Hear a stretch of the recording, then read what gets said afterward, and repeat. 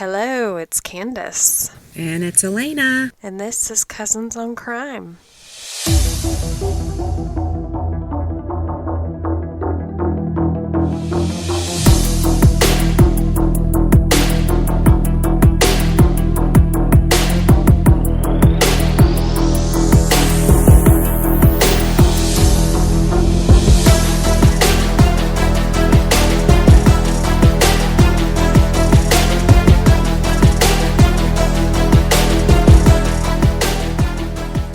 Hey, Candace. Hello, Elena. Sorry I sound like a nasty lady. Just getting over some nastiness over here. So today I'm just going to jump right into it. We have a very different episode today. This just happened a couple of months ago in April. However, the crime is case closed. It's not currently being investigated because police believe there was no crime. Instead, police have ruled this a suicide. Oh, no. And they are telling the family to move on. Yeah, I've scoured all the information that's available to the public by way of the victims' families and just some other things that like first responders noticed, and I'm convinced this is not a suicide. I trained as a crisis counselor in college, and I did research and wrote a paper on suicide. That's always been something that I've been very interested in. So just having had prior knowledge of circumstances and things as far as psychology and pathology go involving a suicide, this just does not ring with that at all. Gotcha. So I'm going to give you everything that I have, and it's actually a lot of information. Like I said, it comes primarily from the family because law enforcement is not doing any sort of investigation. But they have hired a private investigator, so hopefully we're going to get somewhere at some point. So Sean Patrick Daugherty was born November 8th, 2009, so he was 12 years old at the time of his death. He lived on Sandalwood Lane in Yorktown, Virginia.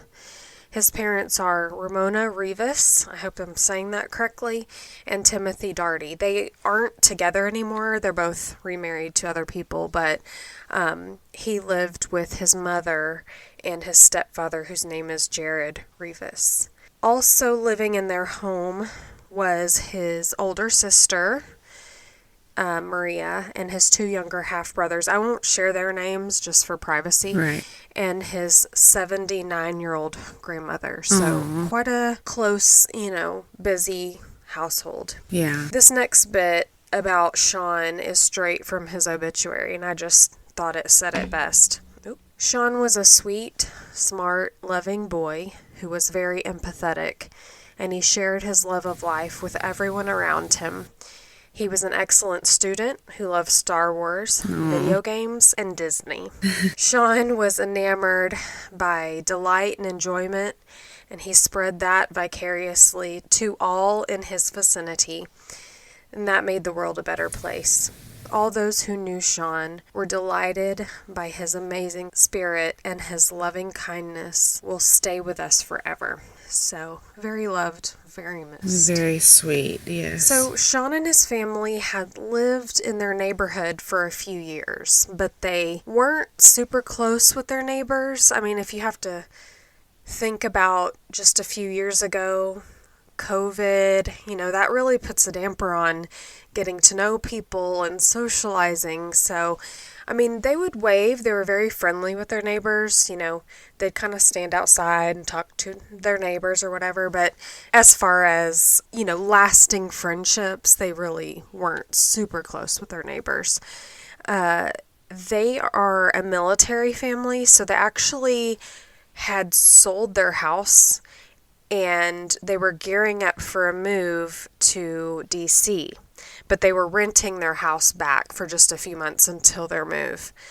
They were set to move in just weeks when this happened, because his mother and stepfather are both lieutenant colonels in the U.S. Air Force, so they were due to start work at the Pentagon.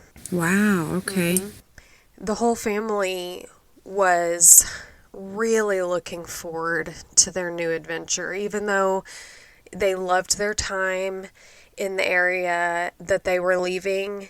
They just had a positive outlook. And, they're a military family, so they're used to, making those new connections probably more frequently than most people do.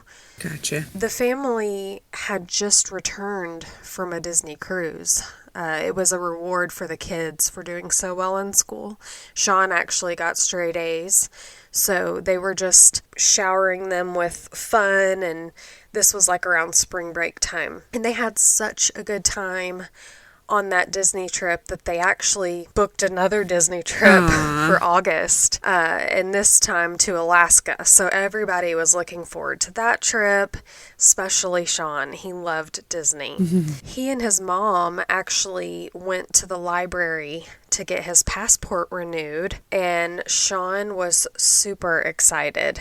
He was just so excited, and this was 2 days before the crime. Oh, wow. So on April 14th, 2022, just this year, we talk a lot about cases that have happened 10 years ago, and you kind of put your mindset of, back then, such and such. But just keep in mind, this just happened. Right. Literally, could have been yesterday. Mm-hmm. So, I digress. On April 14th, just this year, Sean arrived home from school by school bus around 3:02 p.m. and he walked down the street to his house. The bus stop was just 2 houses down, so it wasn't a long walk. As soon as he got in, his grandmother was rushing around the house to get out the door. She had a doctor's appointment. She was like, "Your baby brother's asleep on the couch." He was 2. Or he is 2.5, and I gotta go. Your mom just pulled in the driveway to get me. So Ramona, Sean's mom, had agreed to take her mother to a doctor's appointment, and they were really only supposed to be gone about an hour. So Ramona felt comfortable leaving the boys at home by themselves. Sean had watched his little brother many times before, and they lived in a really safe neighborhood. They didn't have an alarm system or a security system, but a lot of people don't. Right, right. Just when you feel safe in your neighborhood, what's the point? And she knew she wasn't going to be gone very long. She also knew that her older daughter, Maria, would be home soon because she had a tennis match at school, so she would be wrapping that up and getting home soon. So she was like, they won't be alone for long. Mm-hmm. So Ramona was in the car. Her mother came out, and she kind of hollered to Sean. He poked his head out the door, and she's like, "I'm going to call you. I'm going to call you right now." Because she didn't have time to chat. So she called him. They spoke. She thanked him for watching his little brother, and he was happy to do it. He absolutely adored his little brother. Oh, so sweet. He told his mom he had some homework to do. He said, "I promise I'll get it done. I'll get my chores done before I play video games," because that was just his thing. But he was very responsible, and he knew his obligations. And he did do some homework. We know that because he submitted an assignment online at 3:09 p.m., and this assignment actually required him to take a selfie holding up his homework. There was nothing out of the ordinary in that photo that he submitted. And you have to think, he got home at 3:02. Right. And he immediately did his homework. That's just the type of kid he was. So Ramona called Sean again after that conversation and was like, "Listen, I just talked to your stepdad, and you probably need to wake up your little brother because he's been asleep a while, and if he sleeps too long, he won't go to bed tonight. So just wake him up, give him a snack. Y'all can watch a movie downstairs. And Sean's like, Mom, I'm pooping. I got it. Oh. He was on the toilet. Give me a Bless minute. him. I know. But, moms are like, hey, I forgot. I need to tell you, like, all the details. Yeah. Let me lay it out for you and tell you exactly what to do. So he's like, I got it, Mom. Everything's under control. So they both laughed, and then that ended the call. Then she called a third time right before she went into the appointment with her mom. This was about 3:27 p.m. Okay. She said, you know what? I just got to thinking, I know you wanted to play your video games, so, once all your chores and homework are done, why don't you just take your little brother upstairs with you, and while you're playing video games, he can, like, watch something on the iPad. And she's like, the iPad is charging upstairs, and, you know how moms are. They're just making sure, everybody's everything's happy. in order. Yeah. And he's like, okay, that sounds good. So that ended the phone call, and that's the last time she spoke with Sean. Now, before waking up his little brother, he was like, I'm hungry. So he goes downstairs, and one of his favorite after-school snacks was, like, a peach from a jar in the fridge. So he got a bowl, he got himself a peach out of the refrigerator from the jar, and he put it in the bowl. And here's, based on all of the circumstantial evidence that they have pieced together, here is what they believe happened next. They believe an alarm went off at 3:30 p.m., which signaled Sean to complete his chore of taking out the trash. At first I was like, an alarm? But, I mean, they're a military family. It makes sense that they would stick to, like, a rigid schedule. So Gotcha. I assume this means just like a little beep, beep, beep, beep. It's time to take out the trash. Yeah, okay. So Sean left his peach on the countertop in the bowl and went to gather up the trash. He went upstairs. He got the 2 upstairs bathroom trash bags. And then he went down to the kitchen and got the trash in the kitchen. And then it seemed like his movements literally just stopped right there, because the trash bags were never taken out of the house. Oh. They were still sitting in the kitchen floor. And his Crocs were sitting there next to the trash can in Okay. the kitchen. So when Maria, his older sister, she was 16 and in 10th grade, when she arrived home, she couldn't get in the door. It was locked, the front door. She was in a hurry because she had just got done with her tennis match. Her boyfriend was on his way to pick her up to take her to his lacrosse game.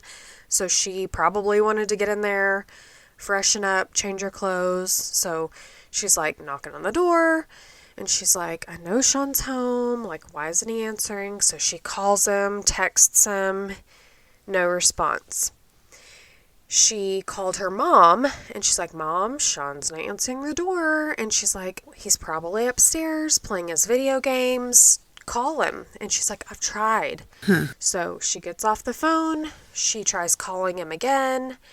By this time, it was 4:50 p.m. at this point in the day. She had called him twice and texted him 3 times with no response. And she couldn't hear anything either. No movement in the house, yeah. Right. There's a 2.5-year-old inside. Usually you'd hear some life going on in there. Right. She didn't hear anything. So she thought, okay, I'm going to go around back and see if the back door's unlocked.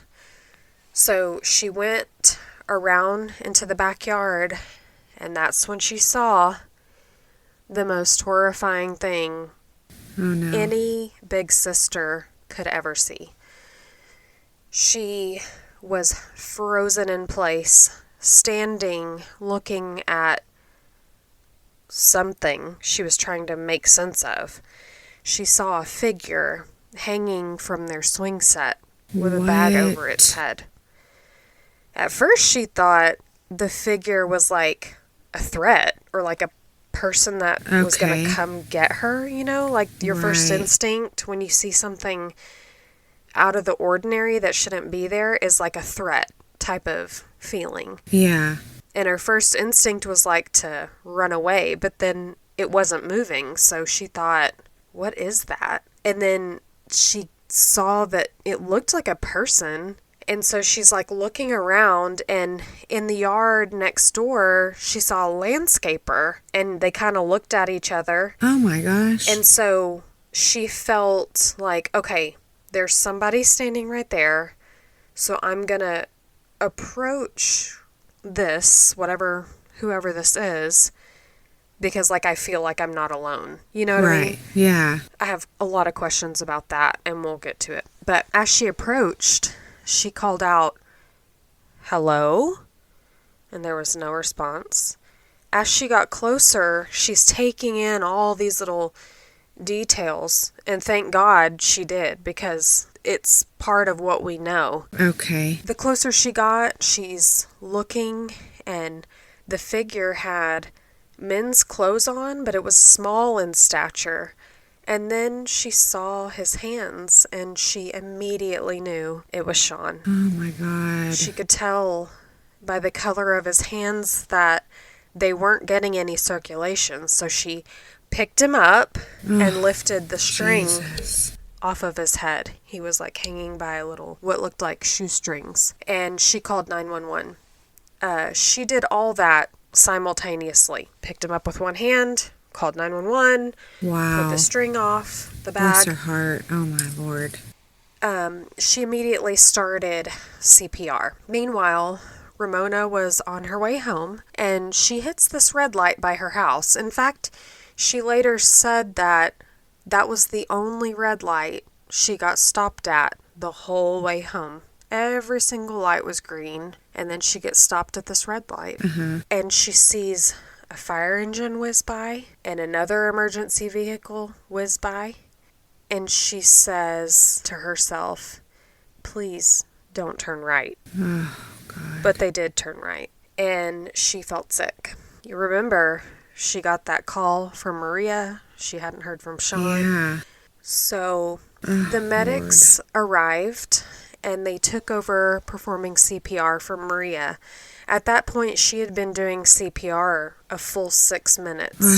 Bless her heart. So they shocked him a couple times with the defibrillator, and that's about the point Ramona and her mom arrived back home.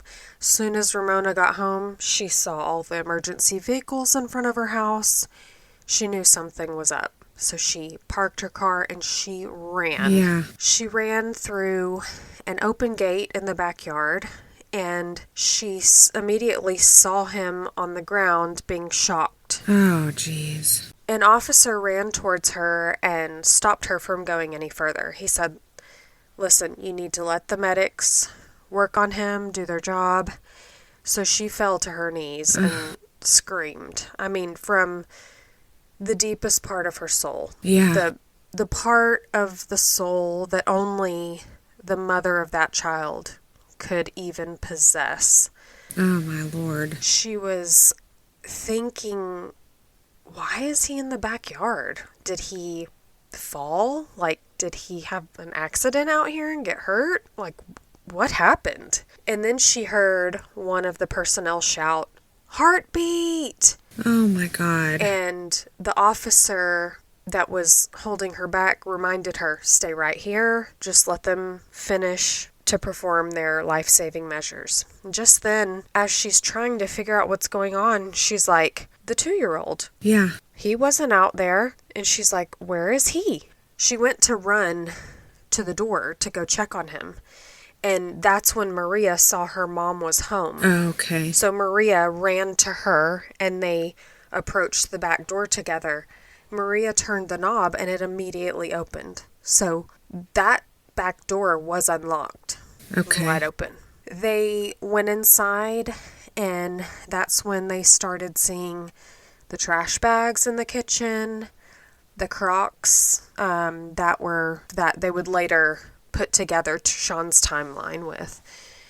And she looked in the living room, called out to her toddler, and she saw his little legs sticking out a pile of laundry in one of their chairs. Okay. He was hiding. From what?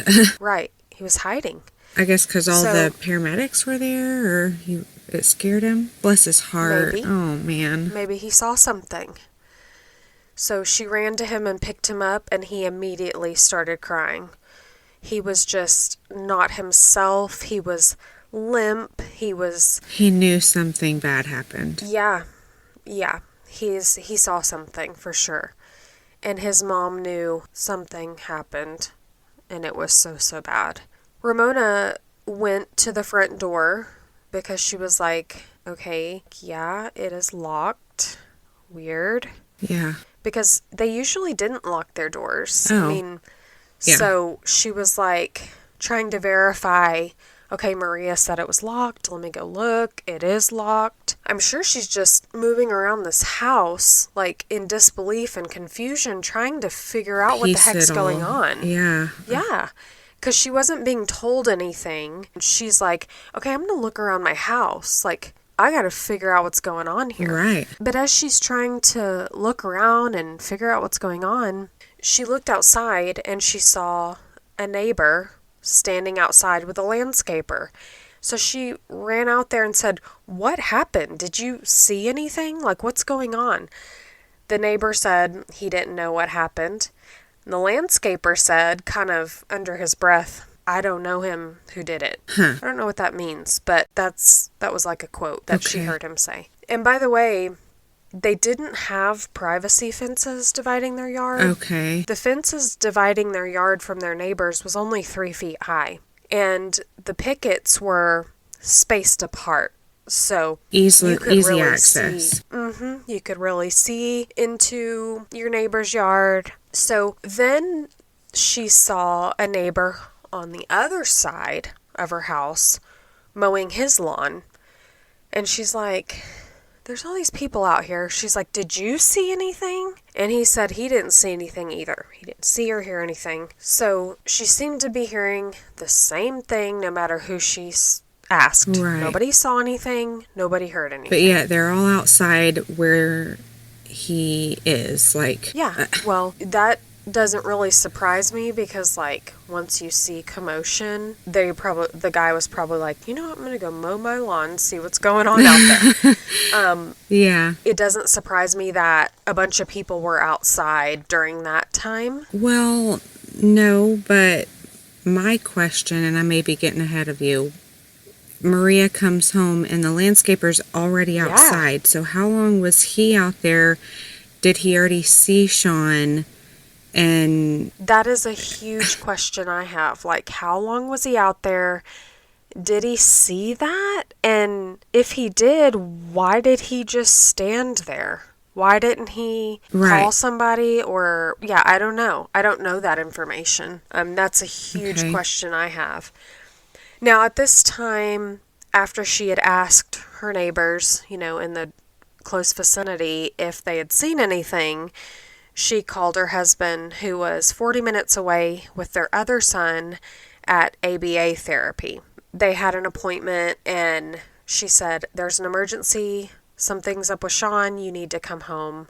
So his stepdad ran into the appointment, got his other son, and they immediately headed home. At this point, they'd loaded Sean into the ambulance. They had gotten a heartbeat. They thought they could take him to the hospital and revive him. They wouldn't let Ramona ride with Sean, so she had to ride in an emergency pickup truck and follow them there. And just as they were about to take off, she said, can you please tell me what's going on? Give me an update. She's asking the driver. He said, you should feel hopeful because, they got a heartbeat before they loaded him in and, I Right. don't know anything else. So when they arrived at the ER, they led her through a secure door to the area where Sean was being worked on. There were multiple doctors and nurses trying to bring him back. One nurse was even out in the hallway on her knees, praying and crying, pleading with God, please save this boy. Then she saw a doctor exit from the room, and they locked eyes, and the doctor just shook his head. Again, a guttural scream left her body, I'm sure, when she realized her son, her baby boy, was gone.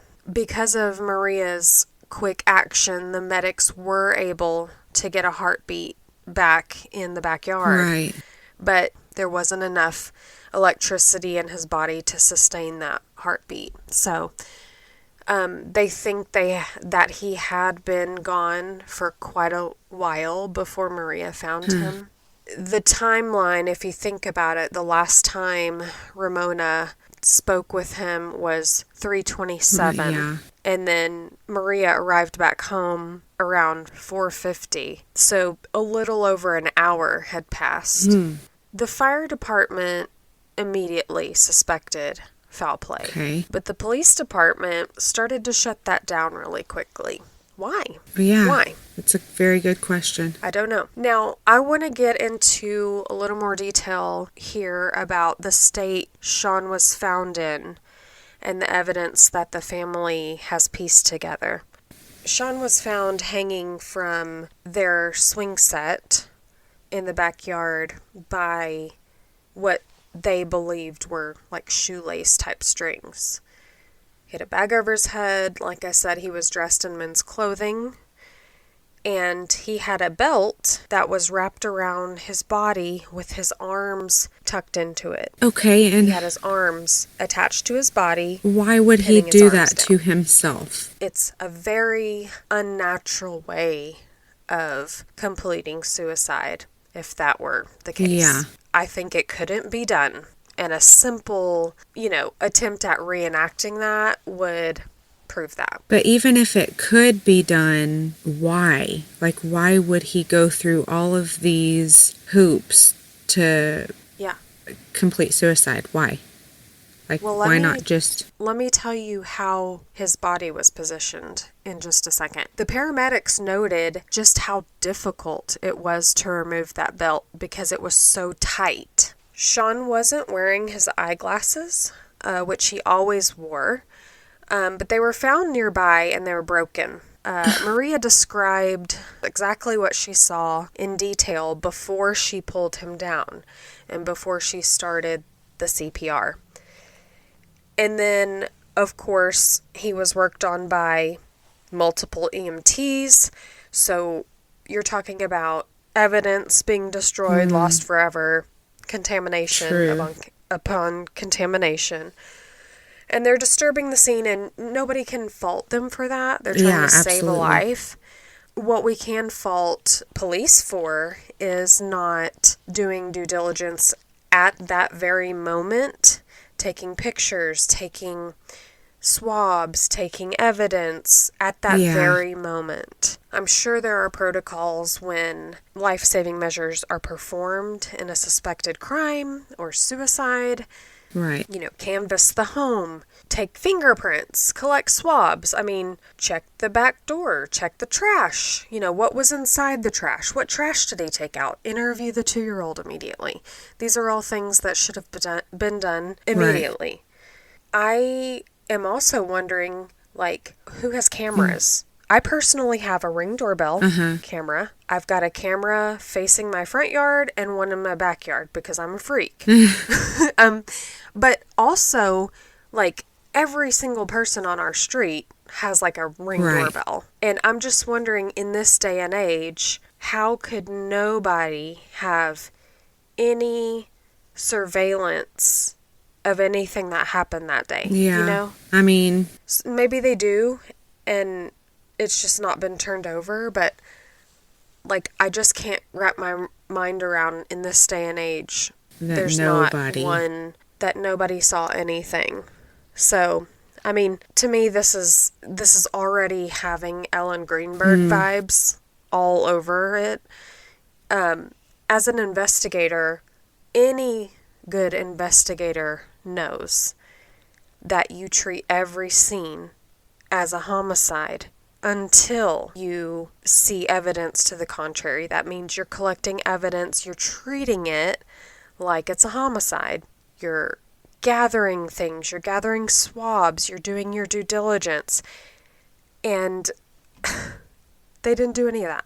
As an investigator, when you abandon the idea that you could be wrong about anything, then you're turning your back on justice. You put yourself in front of a victim's family. You're putting your opinions, because that's what they are at that point. You've not collected any evidence, so you can't have anything other than an opinion at that point. You're putting that in front of a victim's family, and it's not about what you think, it's about the facts. But here's the worst part about that mentality.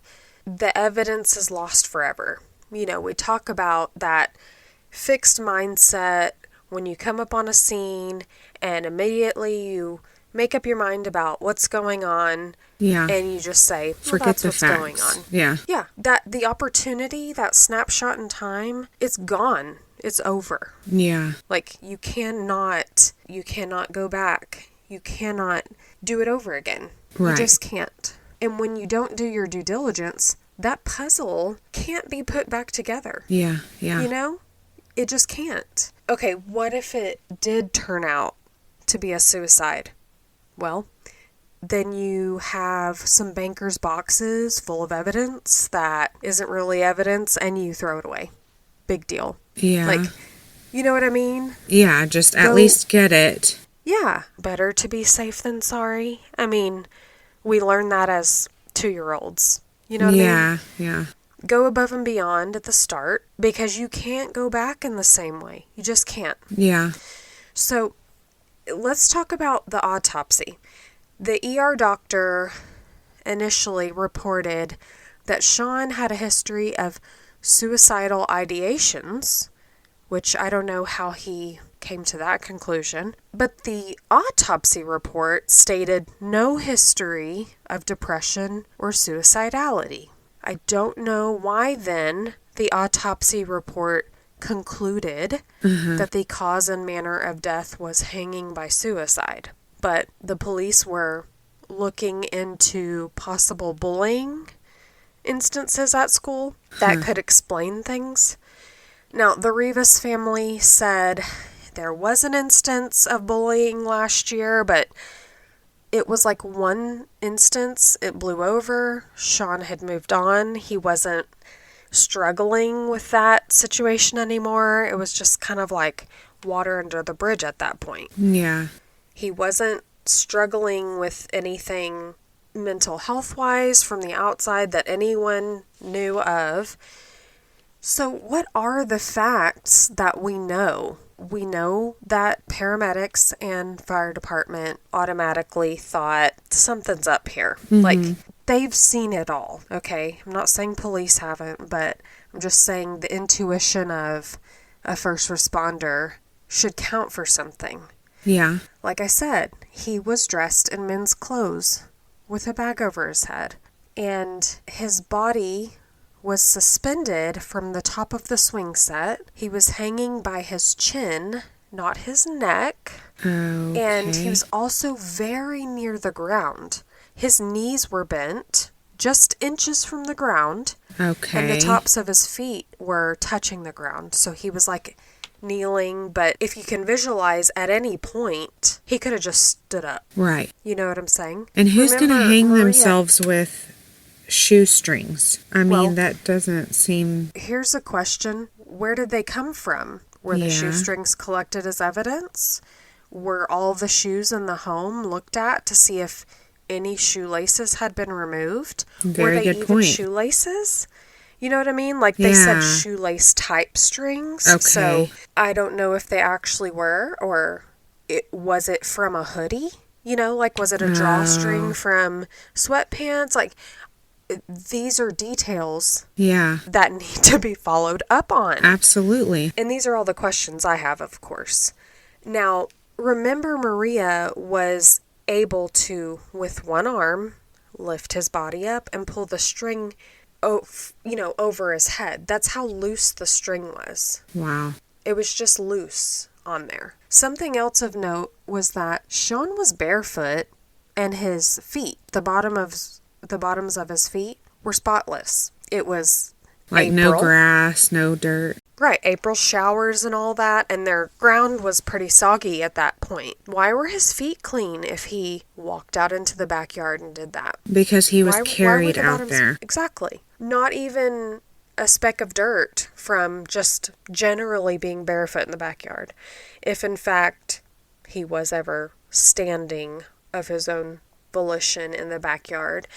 And I told you that his Crocs were left in the kitchen. What I didn't mention was they were upside down, like they were kind of thrown there or kicked off even. Okay. Apparently, Sean had a thing about being barefoot. He didn't like being barefoot ever, not even in the house, so he always wore like something on his feet, shoes, socks, whatever.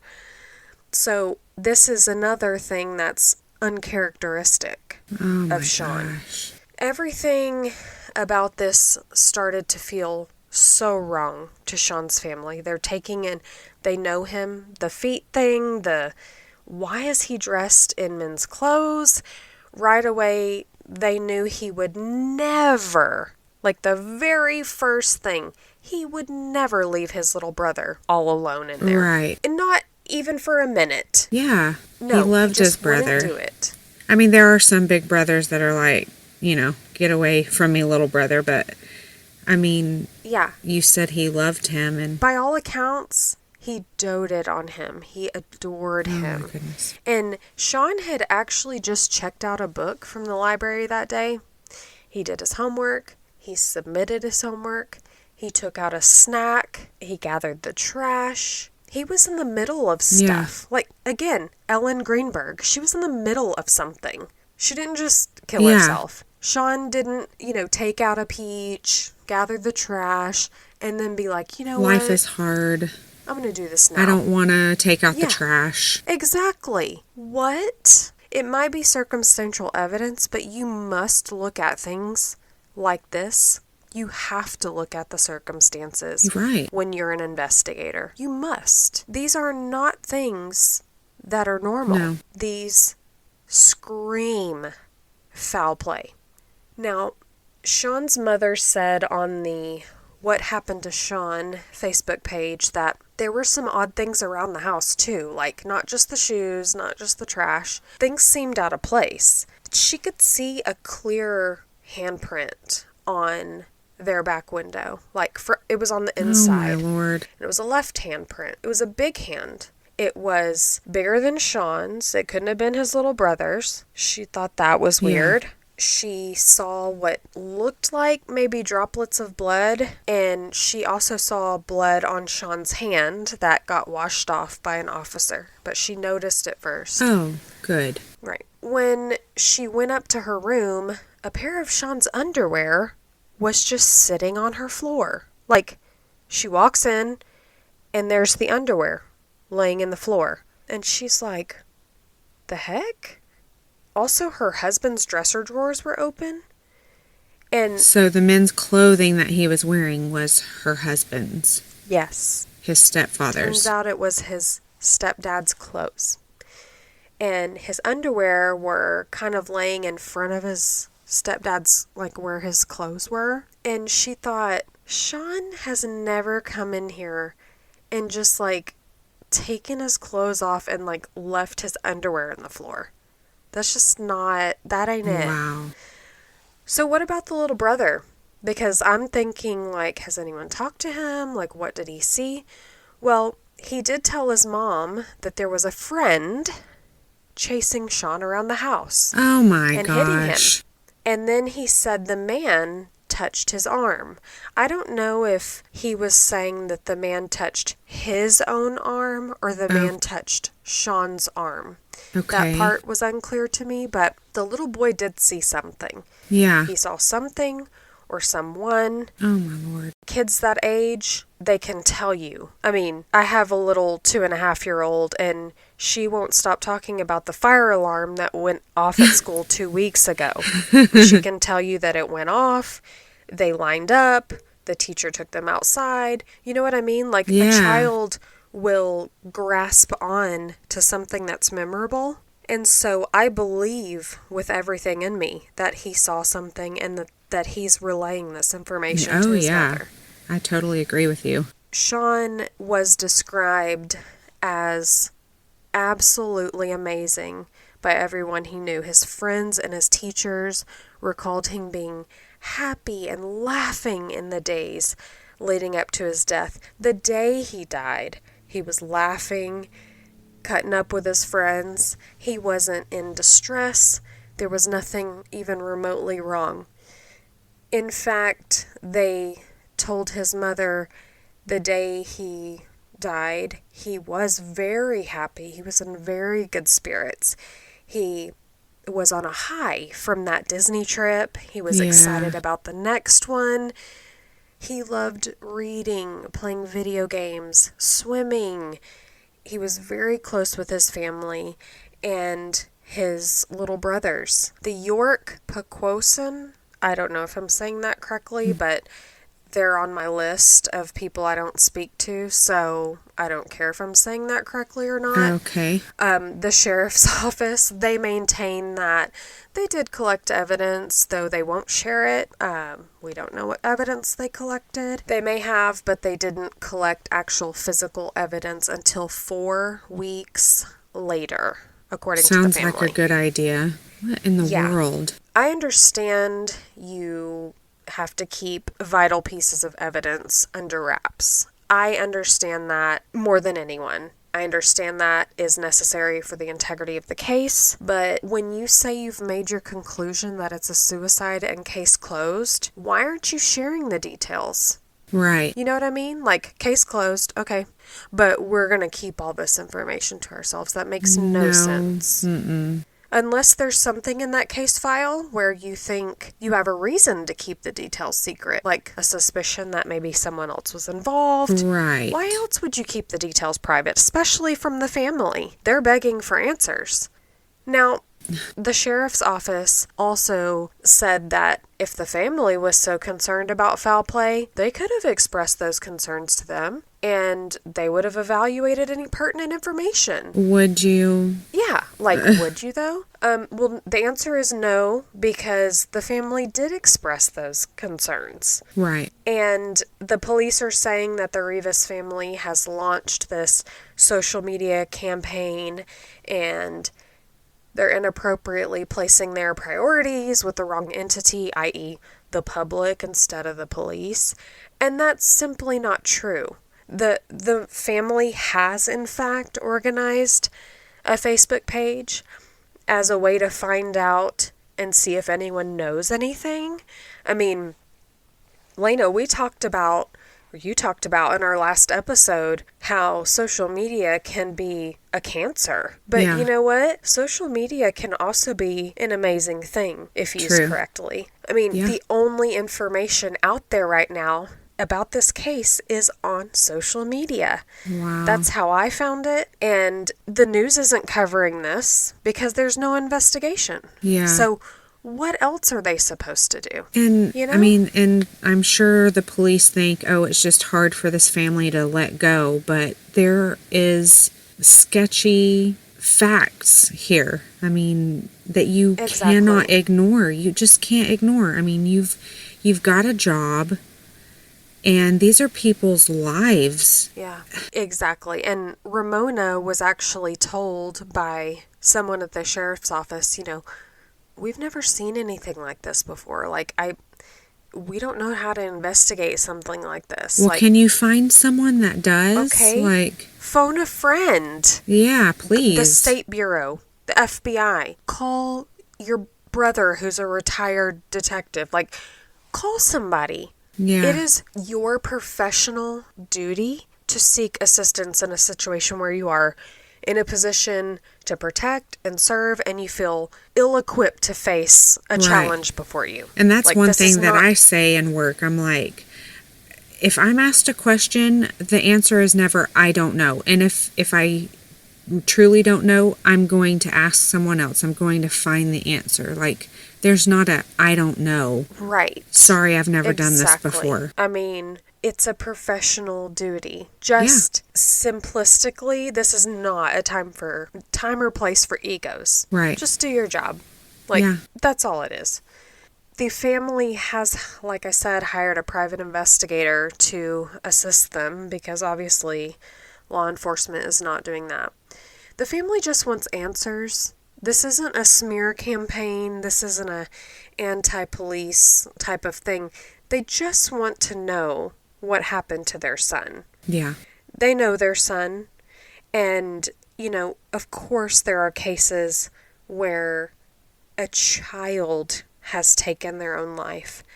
But the family knows their child most of the time. A 12-year-old boy, their emotional regulation skills, they're subpar at that age. Yeah. They wear their heart on their sleeve. If something's going on, if they had a bad day, you know about it. Okay? They can't hide distress and mental health issues as well as, unless you have parents that don't really pay attention to that. But these parents are so involved. They are a military family. I'll go back to that because they're practical thinking people. They're trained to think practically, and they're trained to think in detail about things. So the police have said, move on. Just accept it and move on. And I'm sure they would. I'm sure they really would accept and move on if not for all of the strange oddities surrounding Sean's death. Right. You know what I'm saying? Yeah, make it make sense. Make it make sense. Don't take everything and say, well, it is what it is. It is what it is. They just want answers. Like, if he did complete suicide, explain to me how he did all of that. And like I said, a simple 5-minute reenactment would show you that it's probably not possible to fasten a belt around your own arms and do all of that yourself. I think it could be possible. I think I could get a belt around my arms, but why? You could fasten a belt tightly around your arms when they're next to your body? Well, yeah, you can put it around you and lift your arms and tighten it. No, his arms were by his legs. So it was on, his forearms. It wasn't, up by his shoulders. Okay, then that's different. I was envisioning it differently. Okay. From my understanding, I could be wrong about that because, like I said, those tiny little details about positioning and everything, I don't know. But the way it was explained by the family was that his arms were so tightly fixed to his body that how could he have done that to himself?